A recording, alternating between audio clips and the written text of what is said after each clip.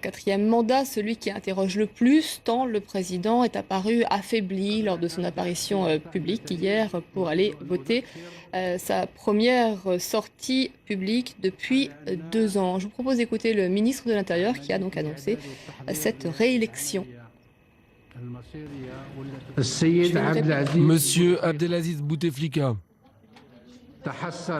a obtenu 3 332 598 voix,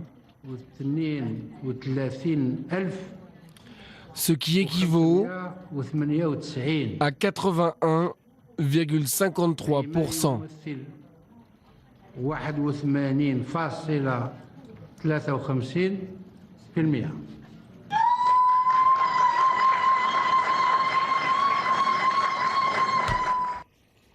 Gauthier Ribinski est avec nous sur ce plateau pour analyser cette victoire, cette réélection d'Abdelaziz Bouteflika.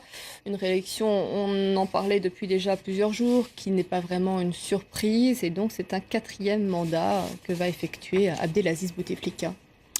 Mandat par défaut, c'est-à-dire que les Algériens, on dit souvent qu'ils sont reconnaissants à Abdelaziz Bouteflika d'avoir ramené la paix civile après les années de braise, les années de terrorisme, mais c'est aussi un vide politique sidéral, une offre politique absente, quantité de partis ont boycotté ce scrutin ou y ont participé comme sorte d'alibi démocratique au scrutin. Donc il y a là surtout, si vous prenez les chiffres, vous avez entendu 3 millions d'électeurs se sont portés sur le nom d'Abdelaziz Bouteflika. C'est en fait pas beaucoup, malgré le pourcentage. Mais si vous prenez le taux de participation qui est de 51%, c'est encore moins.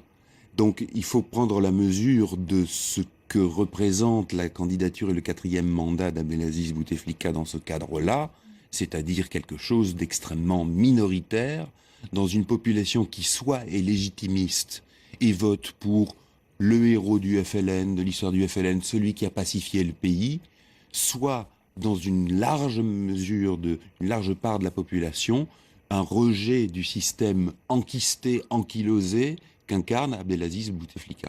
Et comment vous expliquez que la société algérienne semble aussi engluée? Cela tient au pouvoir d'abord de l'armée, des services de sécurité, du DRS comme on l'appelle, de la manière aussi dont la police est sans ménagement dans les répressions. On l'a vu pendant la campagne électorale à Gardaïa, il y a eu des répressions qui ont été extrêmement féroces. Et la population algérienne, elle aussi, a cette réticence vis-à-vis de la violence, encore une fois, à cause de ce qui s'est passé pendant les années de braise, pendant les années 90. Mais si on va au fond des choses, on constate quoi? On constate qu'il y a une manne pétrolière qui est énorme, dont profitent très peu, en réalité, les Algériens, qui devraient être très riches. Et ça devrait être un Eldorado, l'Algérie. Eh bien, en réalité, les jeunes, beaucoup sont au chômage, sans perspective d'avenir, et il y a une forme de résignation que l'on retrouve à la fois dans l'abstention du vote, et également dans le fait que les partis politiques ne se soient pas organisés pour offrir une alternative crédible ou un bloc de front crédible à Abdelaziz Bouteflika. Je vous remercie Gauthier pour ces éléments ce soir dans Paris Direct. Un camp de l'ONU qui accueille des réfugiés a été attaqué au Soudan du Sud. Il y aurait au moins 50 victimes. Des civils armés se sont fait passer pour des militaires.